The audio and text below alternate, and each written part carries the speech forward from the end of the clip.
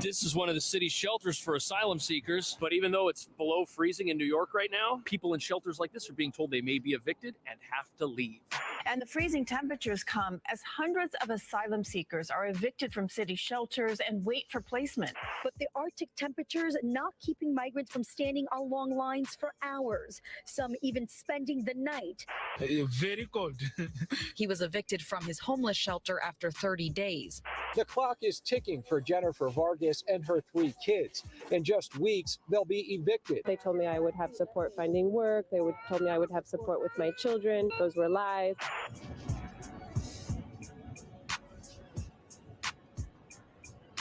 Around 170,000 people have come to New York City seeking asylum, and that's why the city is continuing to evict people from shelters, not just single adults, but also families. Humanitarian advocates say this is a disaster waiting to happen because people are standing in lines all over the city waiting for help, and it's freezing all day long. This could contribute to medical emergencies. And one can wait for hours out here just to get inside and be told to come back.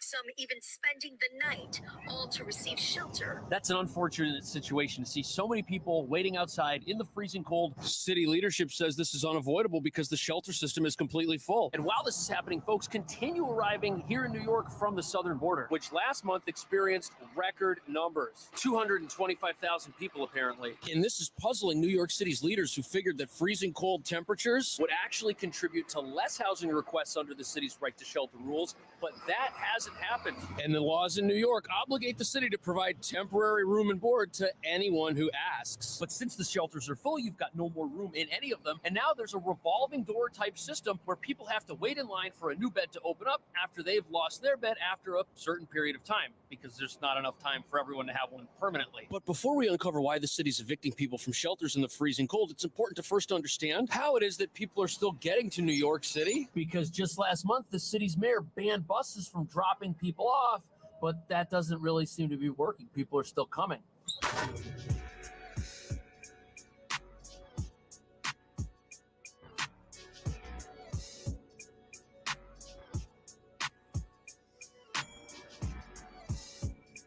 So here we are at Grand Central, one of New York City's 2 train stations, and something crazy has happened now that buses are no longer allowed to drop people off in the city. Train stations like this are actually the new arrival points, along with roads and airports. But because so many trains arrive at stations like this, things are actually harder for humanitarian advocates that are helping new arrivals. And that's because instead of arriving at one specific location like the bus terminal, which had one specific drop-off location, new arrivals are now spread between 2 different train stations with multiple floors in different parts of the city. And instead of coming from one specific location, people can come from almost anywhere. This is where we're located, Grand Central. And look, you got trains coming in from New Jersey and from upstate New York, as well as locations in Connecticut. Here in New York, you've got trains basically going up and down the East Coast. People could be coming from any arrival point throughout the entire country, and that's making it tough for the families as well. And because the flow of new arrivals to New York City hasn't been stopping, people are now being asked to leave the shelters so that new folks can take their place. That's proof that there are ways around a new executive order which places restrictions on when and how buses carrying migrants can arrive in the city. So America's a massive country. It's so connected. Roads,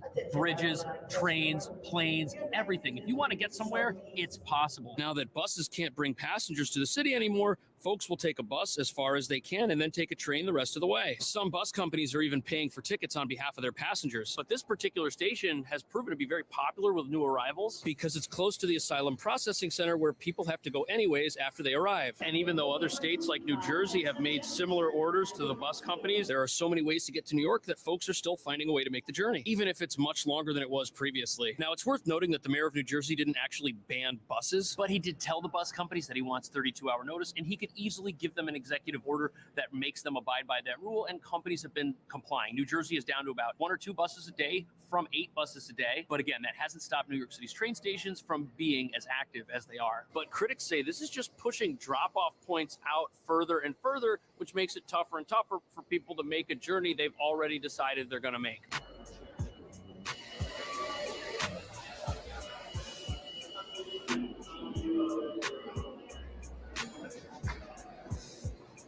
I asked this woman how long she's been waiting for this all to come together. A long time, she said. This young man says he drove from New York City to pick up his extended family here in New Jersey. I just thank God that they made it. These folks are incredibly lucky to have family in the United States already, but one thing that's important to remember is that even though it's cold and freezing out, people still think New York City is the best destination for them versus anywhere else in the entire country. And that's because the infrastructure that exists around the asylum crisis here eclipses most other parts of the country. In New York, not only can you get a place to stay under the city's right to shelter rules, but a lot of the shelters where people are staying make it easy for folks to connect with caseworkers to process asylum applications, get work permission. It's an easier process here, even though it might be harder to get here. And even though the shelters are now revolving door operations where one person needs to leave so another person can get a spot, it's still many people's best option once you consider where they're from. A majority of asylum seekers are from Venezuela, where monthly salaries are around $140 US. But this is unfortunately putting people in dangerous situations. Look at this, 78 degrees right there in Venezuela. And here you got snow on the cars. But not only is travel to New York City now more difficult at the absolute worst time of year, critics are saying that the mayor's decision to ban buses has had other unintended consequences, in addition to the shelter evictions, which we'll get to. Because now with this executive order, we kind of have to be all over the place trying to find the migrants because they're now scattered. Scattered, but clearly still coming to America. So when you consider these folks and where they're from, it's hard to feel like they're doing anything many people wouldn't consider doing if they were in the same situation. But it seems like the city's decision to restrict travel so that they can better help the folks that are here has just made more bad decisions have to happen down the line. For example, the mayor is now thinking of how to restrict train travel, but nobody's quite sure how that would work because trains have routes. People get on, people get off. There's many different arrival points, many different departure points, and there's always the option of a ride share for the latter half of the journey. On top of that, many advocates say it might be unfair to restrict someone's ability to travel based on where they might be from. On top of that, arrival totals a month ago were estimated at around 160,000 folks. Now it's around 170,000 total folks, which is why the shelter system is overburdened and why families are being asked to leave. The highest art is beautiful,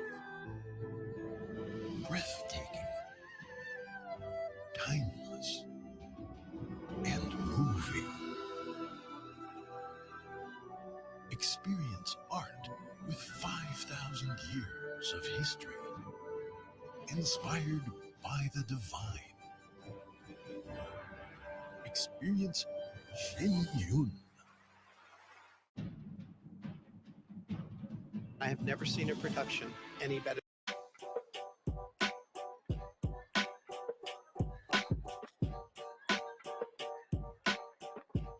Here we are at the Roosevelt Hotel. It's not just an emergency shelter. This is also the processing location for folks who've just arrived in the city. So everyone has to come here. And not only is this a 1,000 room facility that can house folks who need a place to stay, people who get evicted from other shelters have to come here to reapply for housing if they're a family. And there doesn't seem to be much of a line outside here today. And that's a good thing because it's freezing out. But if you're a single adult, right now there's a line of people at their reapplication center. And not only is it freezing out, but people are out there for sometimes 7-8 hours a day. Very cold. He was evicted from his homeless shelter after 30 days, per the mayor's new edict. Here, he received a number, his spot in line to be relocated to a new shelter. Oh, that is crazy. Again, it's good that there's no line here because there are families with kids in facilities like this, but to be waiting outside like that all day, not even really moving, man, that's dangerous. And just the idea of people being out in the cold sounds cruel and unusual. And the city obviously has space for families to wait inside while they go through the reapplication process. Surely a solution like this that gets people out of the weather has to be possible for single adults too. And critics say it would probably be cheaper to have everyone in one location instead of to have them traveling between multiple spots that all need different sets of staff to just do the same thing. Especially when you consider that frostbite in the cold is a real thing. And to many advocates, it looks like there's a two-tier system. One system for families and another system for single adults that looks like it's run in a completely different way for reasons that don't really make a whole lot of sense. And the facility for single adults doesn't have bathrooms people can use while they wait in line for hours. There were bathrooms in a park across the street, but the city decided to stop maintaining them and remove them. And if you look at the difference in these two reapplication processes as forced shelter, it's almost like one group of people has it a lot tougher than the other. Asylum seekers wrapped in layers of clothes try to pass the time. This man tells us he will likely spend the night on the streets. So the sad reality of this is, unless this archaic system of having people wait outside in the cold changes, people are going to get sick. But with this process, lines are the normal. You've got families waiting waiting in line to do other things like getting ID cards, for example. And even though New York claims it's a model for how to effectively care for people in a cold environment, New York doesn't do what Chicago does, and they use warming buses, warming vans. It's a bus set up outside one of those long lines in a cold environment with the heat on inside. Folks can take turns going in, getting warm, maybe even using the bathroom if the bus happens to have one, but that's not the case here. Now, at the Roosevelt Hotel, we don't need warming buses because, again, very few people outside, just people that are on their way in or out of the building. No line at either entrance. And no matter what time of day it is, you can wait in here and stay warm while you wait for a placement. But if you're a single adult, you've actually got to leave that East Village facility because it closes in the evening, and you've got to go an hour uptown to the Bronx, where there is a respite center, not a shelter, where people unfortunately have to hang out on the floor or in a chair or something, and they've got to be out by 6 a.m. the next day. And unlike a hotel, that respite center doesn't have showers in it either, which means some asylum seekers are conceivably out in the cold for 5 days with no shower or no bath. And it's crazy to imagine that these conditions exist in America, in a city that guarantees the right to shelter for people who come here, but they don't even have a place to brush their teeth for almost a week, which is causing many asylum seekers to feel like they've been lied to.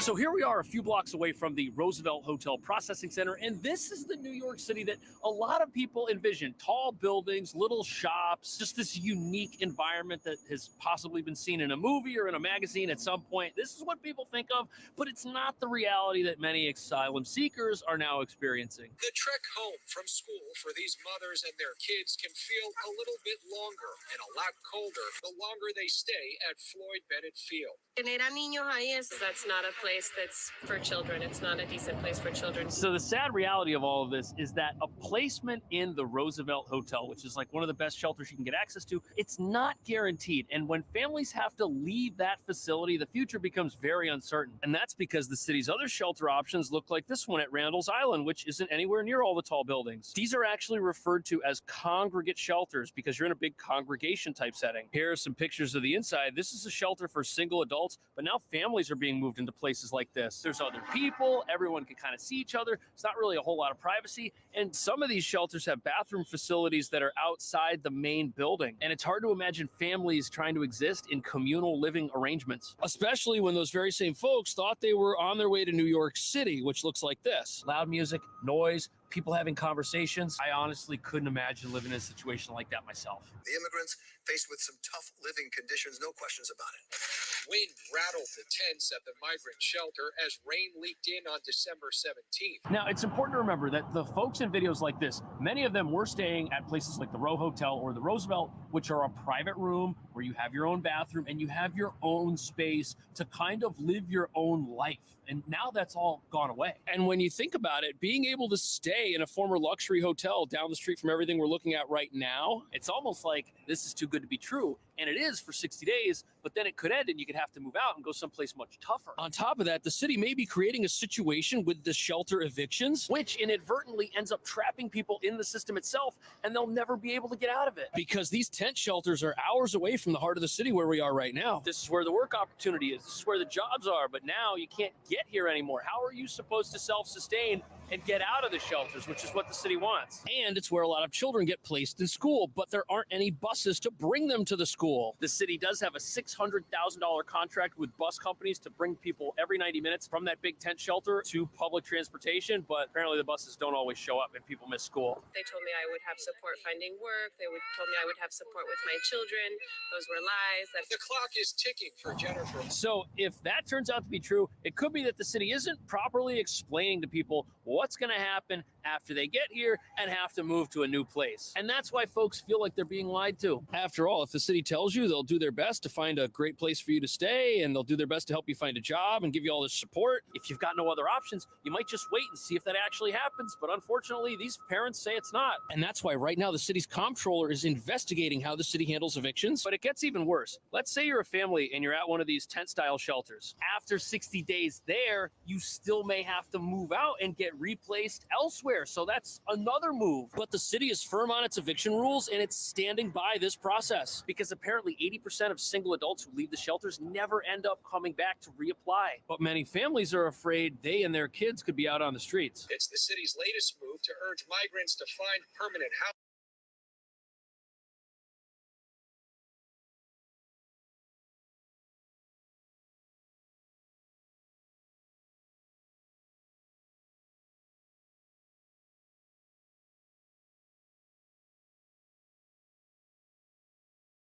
housing, but with what help, asks another mother. Ayimar says it's been a struggle to apply for work authorization. Right. So a full-time mom with kids is now in a situation where after 60 days, they're expected to self-sustain somehow. Now, the city says many folks who end up leaving the shelters connect with family or relatives elsewhere in the country. But that's certainly not something that can be expected of everyone. People are going to need jobs. They're going to need childcare. That's expensive, and they're going to have to get set up in an environment that allows them to get all those things. They can't be moving around every couple of months. And even though the city has guaranteed that families are not going to be sleeping on the streets in any capacity, many people think the alternative of tent shelters and rolling evictions that trap people indefinitely aren't really a good solution either. There was one article written about a family that saved up enough money to move out of the shelters and get themselves an apartment, but the apartment wasn't in New York, it was in New Jersey, and it took them a year of saving, and the father was working. How can a single mom do the same thing? On top of that, new rules are being put into effect at some of the city's shelters, which are going to restrict some people's ability to hold on to jobs if they can even find them. Recordings just got better. Hey, it's Dana from StreamYard. I'm so excited to announce that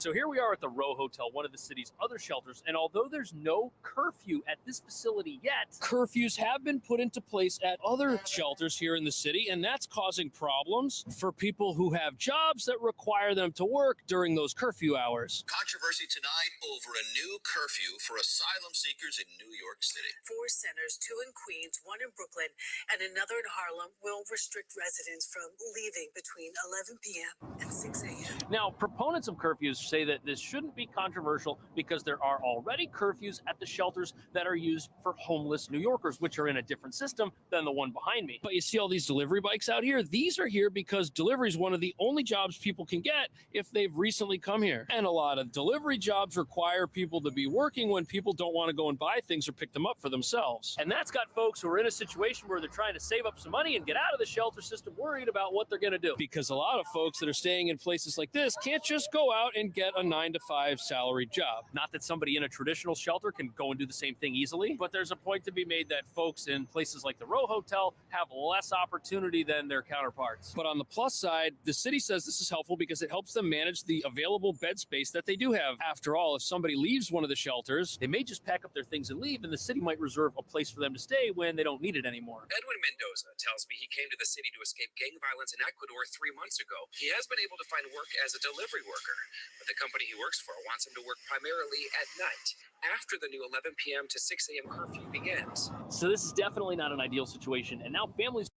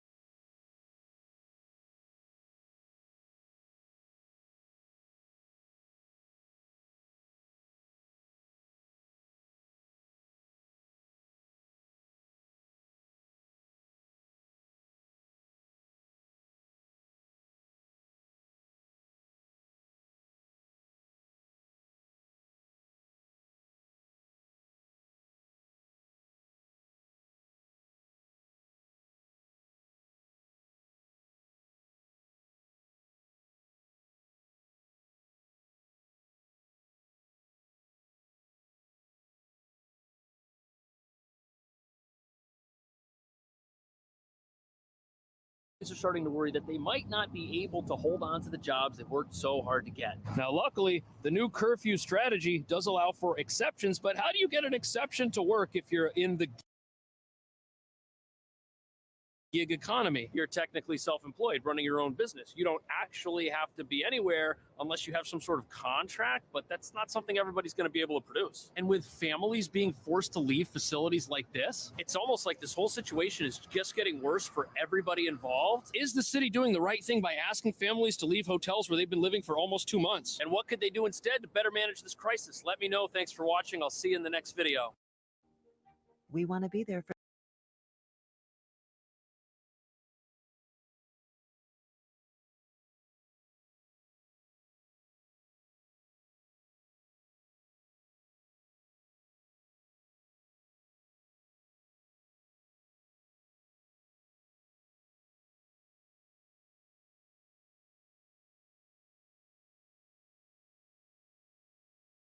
hold the line against the Biden administration's border crisis.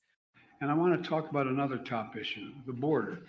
I'm ready to solve the problem. I really am. Massive changes. And I mean it sincerely. But the president, he is a president for all Americans. We will not shy away from calling out what we see as political games from the governor because it is not safe. It does not protect our communities. It doesn't help Border Patrol to do their jobs. So we will continue to call that out. That's not going to hold us back. The president can and should act now. This doesn't require legislation. It requires leadership. And despite the White House's claim, he has all the authority he needs right now under existing federal law to stop this madness. You have red and blue states all across this country that are being forced to step up because the federal government has failed to do its job. Every state in America is now a border state. Right here in Texas, Governor Abbott has heroically done more to enforce the law than the president has. Texas Governor Greg Abbott said his state will continue to hold the line against the Biden administration's border crisis. Former President Donald Trump has put himself right in the middle of Governor Greg Abbott's battle with the White House over border security. On Thursday, Trump asked for all willing governors to send their National Guard troops to help send migrants back across the border. It comes as Governor Greg Abbott and the White House continue fighting over razor wire along the border in Eagle Pass. The Supreme Court has ordered the wire's removal, but Texas troops are still putting it up. Governor Abbott is standing firm against the Supreme Court ruling, criticizing President Joe Biden for not enforcing immigration law. Almost all of the Republican governors are rallying behind Abbott in his border showdown. 25 Republican governors signed a letter supporting Abbott and affirming that the state has the constitutional right to defend itself, including adding more razor wire along the Rio Grande to secure the border. All right, let me just use a few minutes here and get a different take. Texas National Guard soldiers and National Guard soldiers from other states are being used to frustrate federal authority. They are being used to get in the way of federal immigration enforcement and to flout a court order from a federal court. At what point does the president step in and say, enough of that, these are American soldiers, I am federalizing the National Guard and ordering them to let the Border Patrol do their jobs because they took an oath to the Constitution and I am their commander-in-chief. When does enough become enough? So I'll say this. I'm not going to speculate on any actions the president could use. I'm just not. I'm just not going to do that. It is very clear, and I would remind everyone that the circumstances under which the federal government can mobilize a state's National Guard are outlined in the law, right? So that I'll leave that there, but I'm just not going to get into speculations on any actions the president's going to take at this time. Number one, the president has taken this incredibly seriously. When you have a president for their first legislative action is to deal with immigration and put forth a comprehensive plan to Congress, because that's the way you're going to actually deal with this issue. 3 years ago, Andrew, and no action has been taken by Congress. DHS has taken action. DOJ has taken action. That's a president that's taking it really seriously. I can't speak to DOJ actions, obviously, but those things are being taken very seriously because Border Patrol agents need to get to the area to do their jobs, to enforce the law. So if you think about it, you're asking about our legal authority. The governor is literally getting in the way of Border Patrol agents to do their jobs, enforcing the law. That's a problem, and that's something for him to answer. Former President Trump yesterday said that he was encouraging all states to send their National Guard troops to the border to help Texas and to move migrants back across the border. Do you have any response to this effort to have states take on federal immigration policies? So look, I've been pretty clear about, these states, if they really want to help and assist, if they want to help get more resources to deal with the border, the challenges at the border, they should be calling on their senators and representatives to join the administration and working in a bipartisan agreement to get that done. That's our message. That's what we'll tell all the governors, the Republican governors, obviously in particular. Can you speak to President Biden's relationship with Governor Abbott? I know there's been a lot of back and forth. There are court cases. How is that relationship? Well, they've had opportunities to meet a couple of times. The president has been in Texas. You've seen it for themselves. I'm Millie, a content creator, coach, and business owner. If I had to start my business from zero, I would have For yourselves, how they have engaged with one another. And, we've been we will not shy away from calling out what we see as political games from the governor because it is not safe. It does not protect our communities. It doesn't help Border Patrol to do their jobs. So we will continue to call that out. That's not going to hold us back. But the president, he is a president for all Americans. It's not about the governor of Texas. It's about the people of Texas. Because you hear me say this, and he has said this. He's a governor he's a president, for red states, blue states, and that's who he cares about. He cares about the people of Texas and the American people more broadly across the country. I know I have to start going. Go ahead. Yeah, go ahead. Yeah. Thank you so much. In the letter that you mentioned that DHS sent to Texas Governor Greg Abbott, they asked Texas to give CBP full access to Shelby Park by today. As of a couple of hours ago, about like an hour or two ago, Texas National Guard hadn't taken down the razor wire.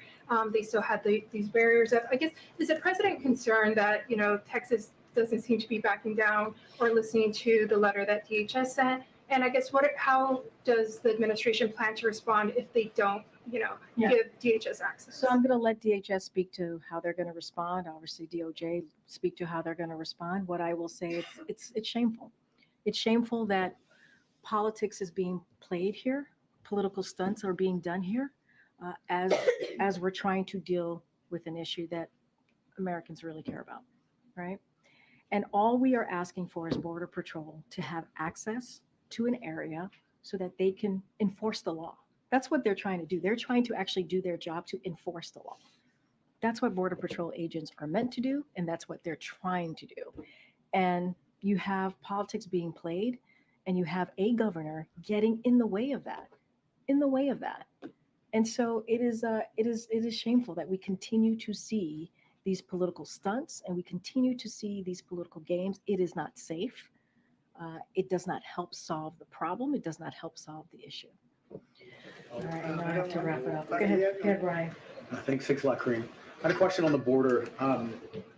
With the president's emergency ask, he's asked Congress to for more money to hire more Border Patrol agents, to hire more officers to vet people who want to come in and make sure they have legitimate claims.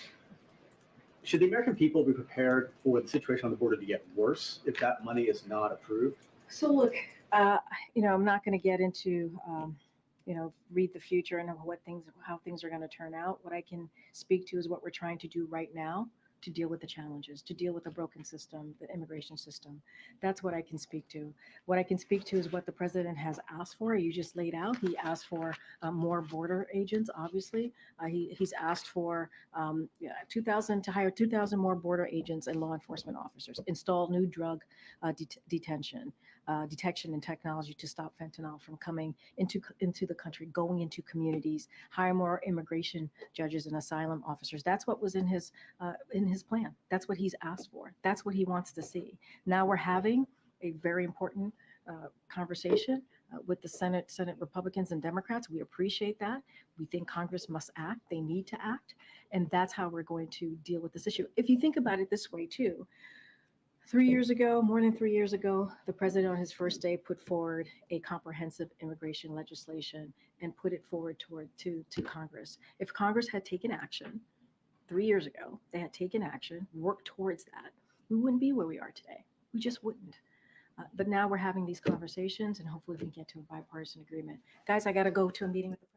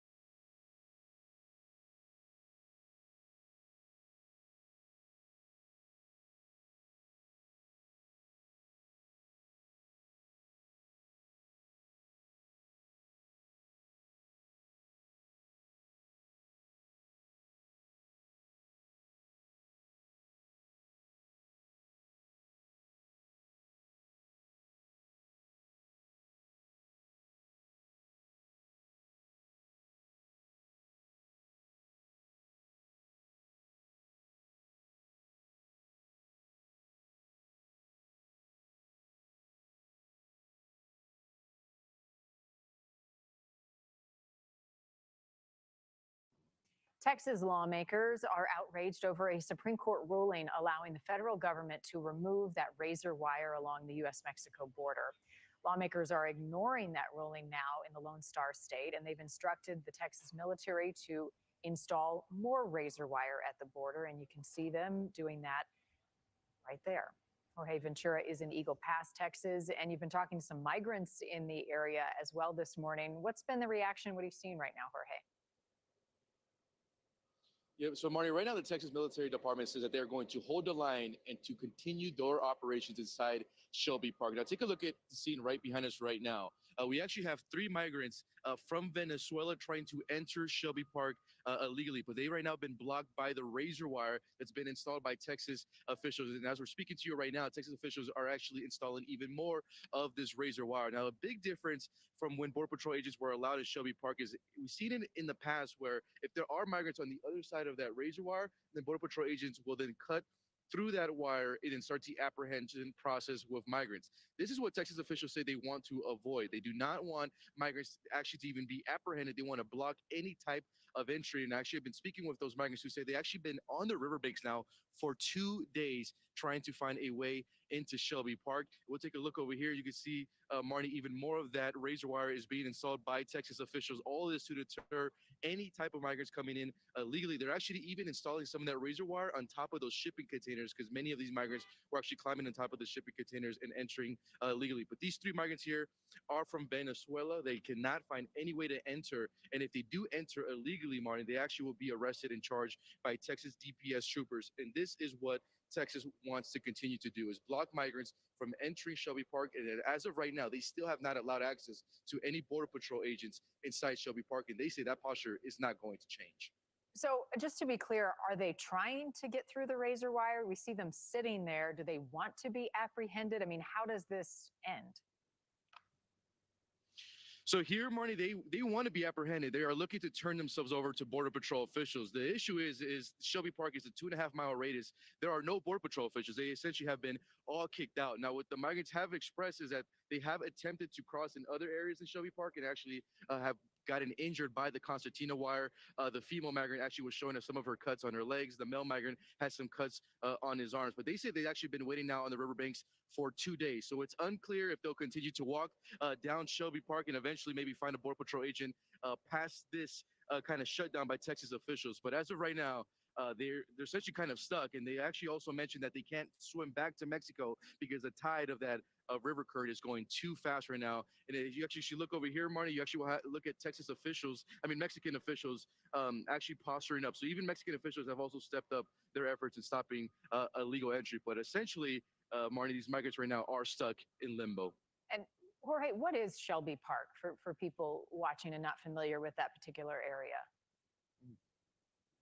So Shelby Park is a public park here in Eagle Pass. It's about 2.5 miles long. Now, this area, if you remember, Marnie, when we were covering Eagle Pass last month, when the 2,000 migrants were crossing illegally every day here, this was essentially a huge staging area for Border Patrol. So they'll have migrants here stage, and that's when the Border Patrol will come in buses and start to transport and process. Now, when I speak with Texas officials, they say they want to avoid those scenes. They don't want any staging here in Shelby Park. What they want is for migrants to know you will be blocked any type of entry if you attempt to enter here, and you actually will be arrested. So here, Shelby Park, it is a public park, but Border Patrol has been kicked out, and so far we haven't seen any agents even attempt to enter. But these migrants, once again, will essentially be stuck here unless they continue to walk down this riverbank and eventually find a Border Patrol agent that is past Shelby Park. But they say they've been here already for 2 days, and they look very emotional right now, and you can see the cuts on the migrants' arms and legs. Thank you for watching. Go to newsnationnow.com to find News Nation on your television provider.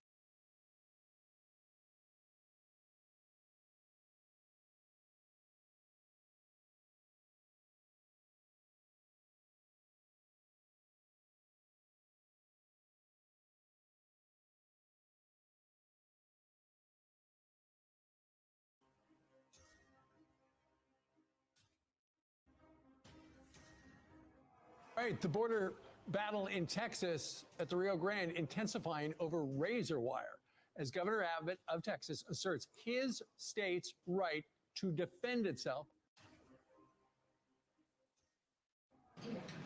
Thank you, John. Why are you guys making it easier for people to enter the country illegally? I believe we are. Why do you think we are? Are we looking at a new civil war? Does the administration think Texas is failing to comply with court orders around the placement and removal of razor wire? Tensions between Texas and the Biden administration have reached a boiling point as the Lone Star State continues to defy an emergency injunction from the Supreme Court and block federal border agents into the state to cut razor wire it's been installing over the past few weeks. 25 other states have signed a letter pledging to support Texas as it installs razor wire on the southern border, with some sending members of their own state and National Guard to assist with the installation process. They wrote, "We stand in solidarity with our fellow governor, Greg Abbott, and the state of Texas in utilizing every tool and strategy, including razor wire fences, to secure the border. We do it in part because the Biden administration is refusing to enforce immigration laws already on the books and is illegally allowing mass parole across America of migrants who entered our country illegally." But it wasn't just Republicans who backed Abbott's decision to buck the feds. Presidential hopeful RFK Jr. wrote, "Texas is right. Biden's failure to secure the border leaves states no choice but to take matters into their own hands.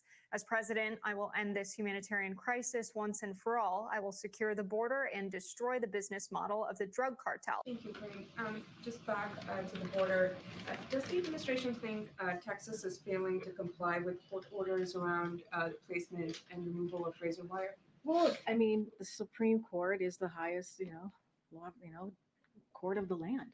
It is. And they made a ruling. And, on Tuesday, as you guys probably saw, DHS sent Texas a letter outlining the access Border Patrol needs in Shelby Park, for example, to do their jobs, and demanding Texas confirm this access will be honored. Border Patrol needs to have access in order to do their job. They just do. And, what we're seeing from Governor Abbott, you've heard me say this over and over again. They're making harder. They're making it harder. He's making it harder for Border Patrol to do their jobs. They need access. They need access. And right now, they don't have that. And it's under the Constitution of the United States that federal law is the supreme law of the land. And any conflicting state is preempted. That's the law. So you think they're failing to comply with the court's orders? I mean, it's the law. It is literally the law. I mean, it is the law. And what we want is Border Patrol to be able to do their jobs.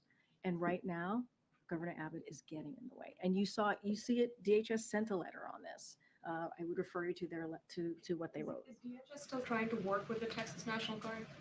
Look, DHS wants the Border Patrol agents to have access. They want them to be able to do their job so that they can follow the law. When Border Patrol is trying to have access to that area, they're actually trying to enforce the law. That's what they're trying to do. And Governor Abbott is getting in the way of that.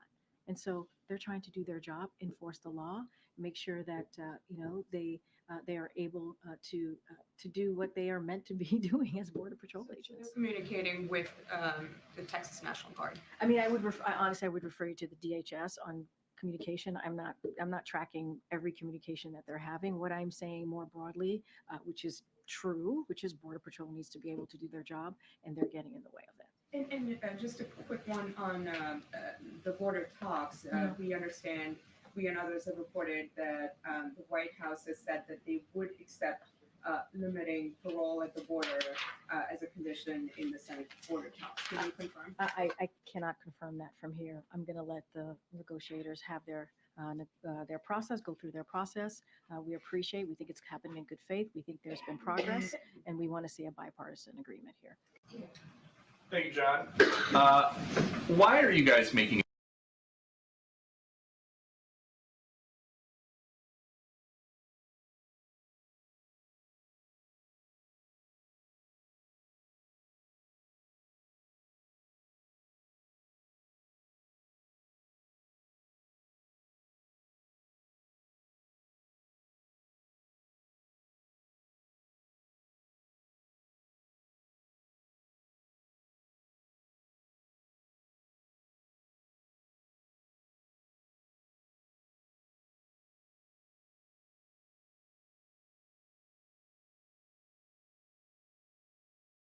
it easier for people to enter the country illegally? I don't believe we are. Why do you think we are? Well, you guys sued to cut razor wire that was put in place by Texas officials. So that the Border Patrol could actually do their jobs, but keep going. Well, you won in court, so now what? The Border Patrol Union president is saying the Supreme Court's decision is going to undoubtedly encourage more illegal immigration. Do you guys know better than the Border Patrol Union? The Border Patrol needed access, and that's why we sued to get rid of that razor wire so that they could do their jobs. And you know what would also help them do their jobs, Peter? More Border Patrol agents. There's an idea. And if you go back to the supplemental request that we put in, there's money in there for some 1,300 additional Border Patrol agents. We want to help them do their jobs. We want to give them more resources. And the answer we keep getting back from House Republicans is no, no, no. Does razor wire work? Does razor wire work for what? Does it work for the Border Patrol?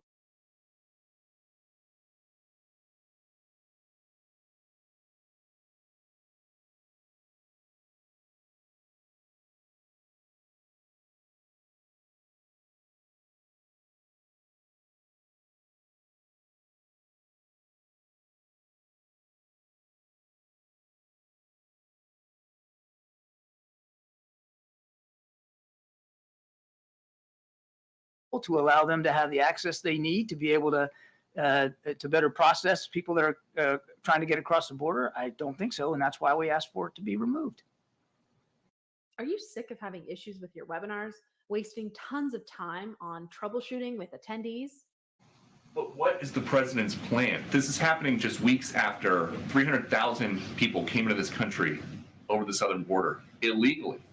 The razor wire officials down there think was keeping some of them out. And you guys just sued and won to remove it. on behalf of the Border Patrol who needed to have better access to it. Look, let me go back to your other question, and I know I'm running short on time, so I won't filibuster here. But what's the plan? Please look at the stuff we've put forward, the immigration reform legislation that the president put forward on day one, the work we're doing in the region. Just last week, we had Mexican officials here to talk about how together we have and will continue to try to stem the flow of migrants. You mentioned the numbers. No question there's a lot of people trying to make that journey, but it's not just to the United States, it's to other countries in the world, in the region. We're seeing historic movement. Not since World War II have we seen this many people on the move in this hemisphere. And the Mexicans are really stepping up and trying to do more on their southern border to keep that flow going north lower. And we have seen in recent weeks some success at that. The idea that we don't have a plan or a strategy or we're not taking this seriously is just not borne out by the facts. And, again, if the folks on the House Republican side are serious about border security, and they claim they are, then they should act on the supplemental request. And, let's negotiate this in good faith. The president has said he's willing to make compromises. He's willing to negotiate in good faith. So let's have that discussion.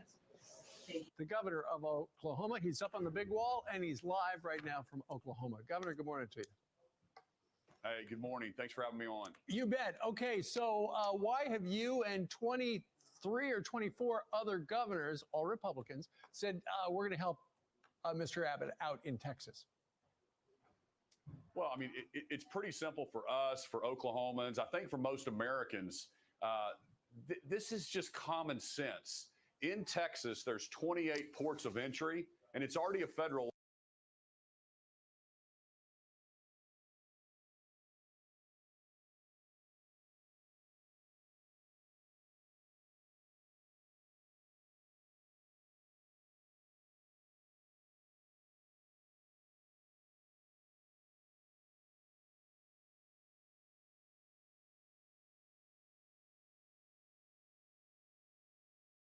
law that it's illegal to enter anywhere but those points of entry.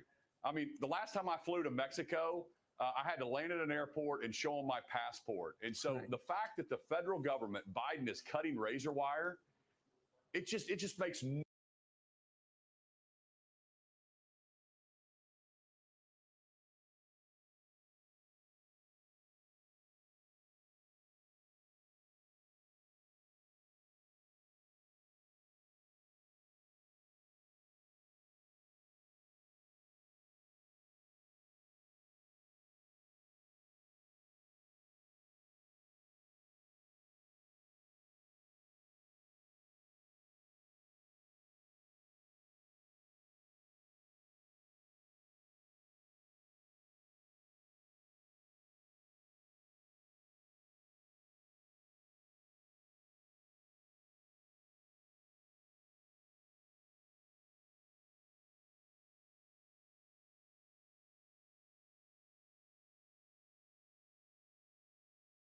no sense at all. And so, yes, we have the right to defend our country against invasion. And what else would you call it? If you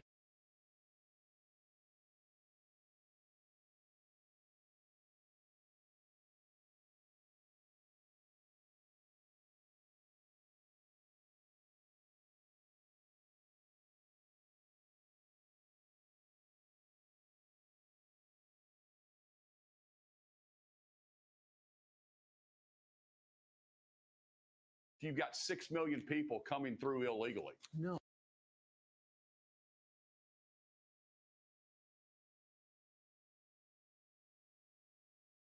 Exactly. And I know the former president, Donald Trump, has suggested to all the Republican governors out there, send members of your state's National Guard. In your case, Governor, it would be the Oklahoma National Guard. Send them down to Texas to help Greg Abbott. Are you going to do that? Absolutely. I've done it once before, and we're looking. I already talked to my General Mancino. We've already started putting the numbers together. We'll be in contact with Governor Abbott. But, we also need some common sense here. What is the Biden administration doing? Why would they talk about federalizing the Texas Guard? Why are they directing Border Patrol? The American people need to ask themselves, why are they directing the Border Patrol to cut razor wire. This makes no sense. This is beyond politics.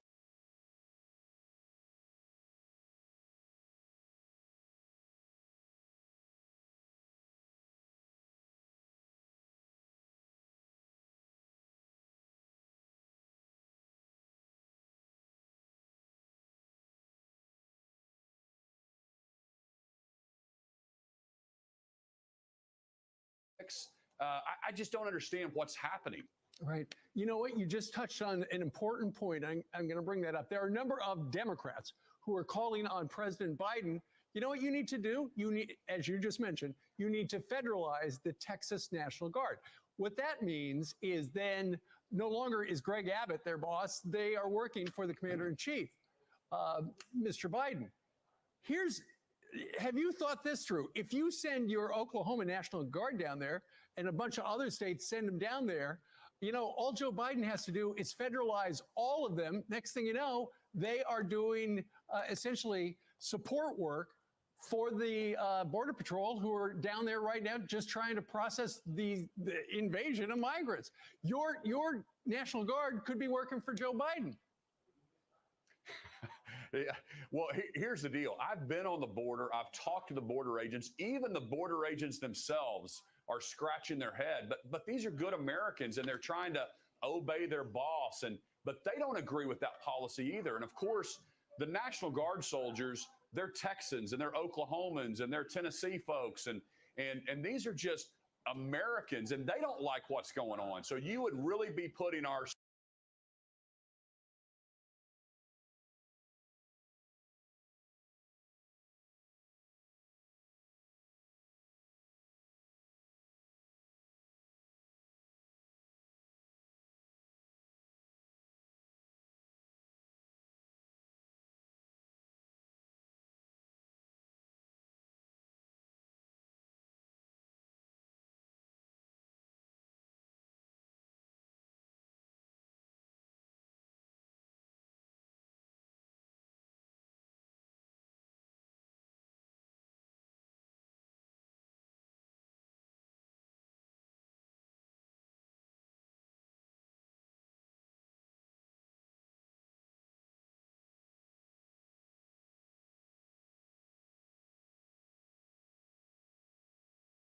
soldiers in a tough situation to protect their states against fentanyl deaths and against illegal immigrants and terrorists in a lot of cases, just to appease some administration that has a political agenda. That's the only possible explanation, is they're wanting to nationalize and get a bunch of voters in that they think is going to swing elections. That's the only logical explanation. And it's absolutely illogical to think that we have leaders that are more focused on the next election instead of doing what's right for America.